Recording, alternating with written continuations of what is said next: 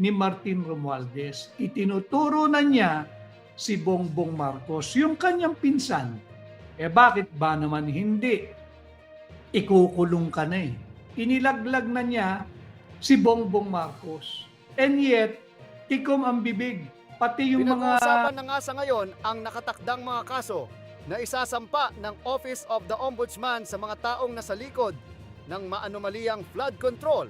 Isa na nga rito si Martin Romualdez na ngayon nagsalita na sa harap ng Filipino na hindi umano siya ang mastermind ng buong nakawan sa ating bansa. Dito ay tila nagbabala umano si Romualdez na hindi siya babagsak ng mag-isa kung sakasakaling kasuhan ito ng ombudsman. Agad naman na binara ng palasyo ang naging pahayag nito noong mga nakaraang araw at sinabing manahimik muna habang hindi pa umano gumugulong ang kanyang kaso, bagay na ipinagtataka ng mga kritiko ng administrasyon dahil sa naging kaduda-dudang hakbang na ito. Samantala, nagbigay naman ng pahayag si Attorney Vic Rodriguez at sinabing huwag maniwala sa isang mapagkunwaring iyak ng buhaya dahil kumukuha lamang ito ng simpatya ng mamamayan pero iba ang totoong pakay nito. Agad naman nitong sinupalpal si Martin dahil bakit umano sa dami ng mga nalalaman ay hindi pa ito nagsalita sa lahat-lahat ng mga bagay na nalalaman nito na halata naman umano na may kinalaman ang kanyang pinsan patungkol dito. At ngayon binusisi ni Attorney Vic Rodriguez ang mga pahayag ni Martin Romualdez at magugulat ka sa kanyang mga nalaman patungkol rito. Ating panoorin ang buong pahayag ni Attorney Vic Rodriguez. balita, yung paglabas ng isa sa mga king croc, si Martin Romualdez. No? Hindi lamang niya isiniwalat ng buo pa yung kanyang nalalaman, subalit hawak ko po yung kanyang naging pahayag. No, maraming naging balita. Pag-usapan po natin, himayin natin. Ano, yung statement ni King Croc laban sa kapwa niya King Croc. Ano, bakit po may tears? Di ba yung luha ng buhaya? Ang ibig sabihin niyan peke. Ano, yung luha po ng buhaya, ibig sabihin niyan pinipeke niya. It feigns sadness or it feigns sympathy, yung nagpapaawa, yung nagpapabiktima ang papel. Sila yung biktima. Kababayan, Friday po ngayon. Alam naman ninyo, pagpapasok ang weekend, naglalabas ang napakaraming kasinungalingan ang Malacanang, ang tanggapan ng Pangulo, ang team ni Bongbong Marcos para matabunan. Yung trilyon pesos na pinagnanakaw nila. At kabahagi dito, itong drama, itong sarswela, itong napakamahal at ingranding production ng corrupt at kurakot na Bongbong Marcos administration gamit ang impeachment process. Pag-uusapan din natin yan. So, King Croc tears, mag-iingat po kayo sapagkat yung itsurang malungkot, yung itsura pong nagpapaawa at kaawa-awa, bagamat ang laki ng pinayat ng isang King Croc, ni Martin Romualdez, huwag po kayong maawa doon. Bahagi sila ng trilyong pisong pagnanakaw na kanilang ginawa at hanggang ngayon ay ginagawa sa ating mga Pilipino. Hindi po sila dapat kaawaan. Simulan po natin, himayin natin yung naging pahayag ni King Croc Martin Romualdez. Di ko na po isa-isa na. Ang sinabi niyang isa, I will not keep quiet anymore. Di na raw siya tatahimik. At haharapin daw po niya ito at sasabihin niya yung mga katotohanan dahil the truth deserves to be heard. Yan po yung kanyang pahayag sa kanyang naging first public statement and appearance going head-to-head against his cousin, isa pang King Croc, si Bongbong Marcos. Pareho yan. May mga podcast or interview si Bongbong Marcos, kunyari naluluha. Diba? Kunyari nalulungkot siya, ayaw daw niyang nahihirapan ng mga Pilipino. Soli mo kaya yung bilyon-bilyong dineliver sa iyo ni Zaldico. But you have to walk your talk. Ganon din itong si Martin Romualdez sa paglabas niya. Kunwari, itsura niya kaawa-awa, namamayat, at mahal din niya unyang Pilipino. Pero trilyon-trilyon piso rin ang pinagkukuha ng mga ito. So wag po tayong basta-basta maniniwala sa mga ito. For all we know, kagaya nga po ng ating pamagat, King Croc tears, ito po ay kanilang pamamaraan to feign or simulate yung kalungkutan, paghingi ng simpatya, minamanipula po nila kayo Kaya ako ay naririto upang gabayan kayo. Marami pong salamat sa halos mga 1,500 live viewers natin. No? Sabi po ni Martin Romualdez, ni King Croc, Martin, I am today, this was dated April 21, binabasa ko lang ho, para lang po magabayan kayo. Sabi niya, I am today authorizing the immediate public release of the affidavit that he has submitted. April 21 pa ho ito. Ngayon po ay April 24 na. Meron na ho ba kayong nakita na kanyang affidavit na isinumite sa ICI kung saan man? Ano? Ito po ay undertaking niya sa ating mga Pilipino. Sapagkat yung address niya bilang kongresista at bilang dating Speaker of the House ni King Croc Martin Romualdez, ito po ay for public consumption. Meron siyang public undertaking that he has authorized whoever, baka yung bata niya, si Ponyong, yung Ponyong Gabonada, batang sarado ni Martin yun. O, nasaan ka na ngayon? Ipagtanggol mo si King Croc Martin. Ngayong pakiramdam ni King Croc Martin, siya ay itinatapon at itatapon sa ilalim ng bus. Yan po yung kanya naging pahayag sa Ingles. Ano? Meron po siyang isang paragraph, how can I be the mastermind? Importante po ito, no? Ang sabi niya, ang national budget daw, para maunawaan natin, alam naman ho natin yan, hindi ba? Kaya nga po tayo nandirito upang gabayan ho kayo. Yung budget process entails yung budget preparation, yung budget legislation, yung budget enactment and implementation, at yung accountability. Ano, yung 4 na proseso pagdating po ng budget cycle. Ano? So yan po inalalaman natin at sabi nga niya, hindi lang naman daw Kongreso ang humipo sa ating pambansang budget. In fact, dito malinaw dito. Malinaw na itinuturo na ni King Croc Martin si King Croc BBM. No, ang sabi niya, ang national budget ay nagmumula sa Office of the President. Tama po yun. Na-diskurso na rin ho natin yan. Magkakaroon ng DBCC, budget call, tapos magkakaroon ng yung BESF, yung budget of expenditure and sources of financing. Mauwi po yan doon sa NEP. Sasubmit ho yan sa Kongreso, back and forth ang Kongreso, may vice-cam, kasali dyan si Saldico. So tama po siya doon sa puntong yon. Ang sinasabi niya, doon meron talagang budget, yung cycle po ng pagpasa ng budget mula sa OP, representing the Executive Department, dadaan sa mababang kapulungan, dadaan sa Senado, na ang tinuturo ngang ilalaglag nila ay si Chis Escudero, dating Senate President, at babalik na sa tanggapan ng Pangulo.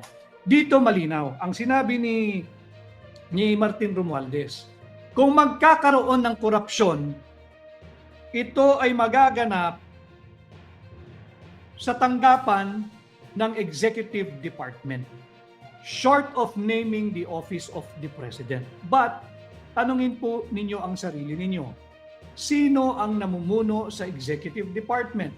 Sino ang Chief Executive Officer? Sino yung Chief Executive of the Land na nagpapatupad ng lahat ng batas, ng alituntunin, ng budget process, nag-uutos ng mga alter ego sa iba't ibang departamento? Hindi ba't ang Pangulo ng Pilipinas? At hindi ba't ang Panggulo ng Pilipinas ngayon walang iba kundi ang pinsan ni King Croc Martin Romualdez na si King Croc Bongbong Marcos? So dito malinaw sa naging pahayag ni Martin Romualdez, ininguso na niya si Bongbong Marcos. Malinaw dito, if corruption were to occur, it happens at the level of the execution of the General Appropriations Act, yung GAA. Doon na raw po nangyayari yung katayan. Doon na raw po nangyayari yung pagnanakaw, yung kurakot, yung korupsyon sa level ng Office of the President, being the ultimate representative and symbol of the Executive Department. Galing po ito kay Martin Romualdez. So, nauuwi na po sila sa ano po ito? Sa rule of the jungle. Yan na po ang kanilang estado ngayon. Yung mga dating mag-aalyado na akala mo hindi maghihiwalay at walang katapusan, ang ligaya at pagpapakasasa sa pera't pondot buwis nating mga ordinaryong Pilipino, sila na ngayon ang nagpapatayan. Rule of the jungle na ho ito. Battle of the Crocs. Ano ho? Labanan na ito ng mga buhaya. Yung buhaya ng Tacloban, laban sa buhaya ng Batak. nagngangat-ngata na po sila.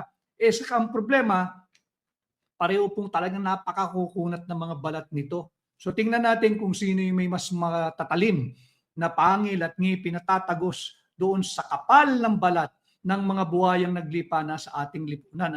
So rule of the jungle na po ang umiiral sa kanilang relasyon.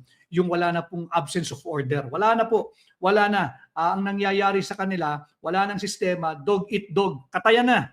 Sila nagkakainan. Sila nagkakatayan. Yan ang normal na mangyayari po dyan dahil as I've said many times in the past, wala namang pinagsamahang dahil sa prinsipyo yung mga yan. Yan ay nagsasama-sama, giliw na giliw sila sa isa't isa dahil lang sa pagnanakaw ng pera nating mga Pilipino. At syempre, yung self-instinct, yung survival na po nila at yung pagpapanatili sa mga sarilit ang kanila sa poder, sa kapangyarihan. Yan po yung rule of the jungle. Ngayon po sila'y nag-aaway-away na, nagkakainan na, dog eat dog. Yan po yung nangyayari ngayon. Kaya muli, mag-iingat po kayo. Dahil yung King Croc, andyan pa rin. Si King Croc Martin, si King Croc Saldico, si King Croc Bongbong Marcos, dami ho nila At ngayon, ang naglalaban na lang, sino yung mas pinakamalakas sa lahat ng mga naglipa ng buhaya. Nandyan si Manny Bunuan, pag-alagala pa. Si Adrian Bersamin, baka makonsensya na at gustong lumabas. Si Queen Croc, may Queen Croc din. Pwede ba namang King Croc lang? May Queen Croc din. Si Queen Croc, Mina Pangandaman. Huwag ninyong kalilimutan yan. At isa pang hindi pa siguro king ito. Medyo mid-size ito, si Trigib Olaybar. Di ba? Ang dami nilang mga buhaya. Pakikita ho natin mamaya.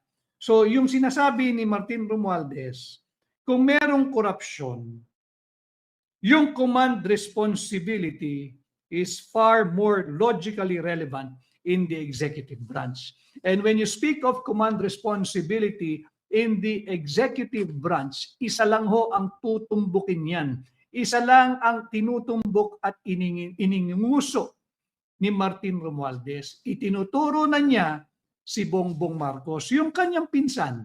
Bakit ba naman hindi? Ikukulong ka na Di ba? Ikukulong na si Martin Romualdez. At hindi ko alam kung merong tikas si Chis Escudero, dating Senate President, na lumabas din kagaya ng paglabas ni Martin Romualdez. Talagang dito, battle royale na po ito ng mga buhaya dahil yung statement naman ni Zaldico, di ba? Pag-discuss po natin lahat ito. Ang itinuturo ni Zaldico, bukod kay Bongbong Marcos, may mga daan-daang bilyong insertions. Bongbong Marcos, King Croc din yan. Si Chis Escudero. Again, yung sulat ni Zaldico, papunta kay King Croc BBM noong February 2025, malinaw doon.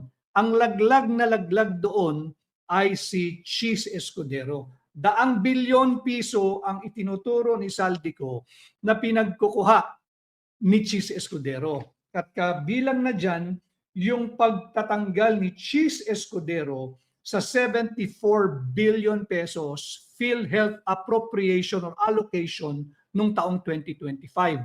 Nung dumaan na kay former Senate President Chis Escudero, ayon kay Zaldico, ginawang zero ni Chis Escudero ang pondo ng PhilHealth, pondo nating mga Pilipino para sana sa ating kalusugan noong taong 2025. So si Martin naman, ang sinasabi niya, kung merong korupsyon, nagaganap ang korupsyon during the project implementation, kung saan procurements are undertaken, number one. Second, where monetary disbursements are actually made. And it happens when the substandard projects are passed off as legitimate, or when ghost projects are made to appear real. Ito yung statement ni King Croc Martin Romualdez. Malinaw ho dito. Malinaw dito, bagamat hindi niya pinangalanan, isa lang ang tinutumbok. Isa lang ang inunguso ni Martin Romualdez bilang ulo ng sindikato, pinuno ng mafia, pinaka-mastermind, pinaka-buhaya sa lahat ng buhaya. according to isa pang buhaya na si Martin Romualdez, sino daw yon? Itinuturo niya, ininguso niya si Bongbong Marcos. Pero, napansin ho ba ninyo, hindi pinag-usapan ito sa mainstream media. Kaya wag na ho kayo mag-rely, wag nyo nang tangkilikin yung mga yan. Peking balita ho ang linalako ng mga yan. Napanood nyo ba sa TV? Isang araw lang nawala na. Napakalaking balita nito.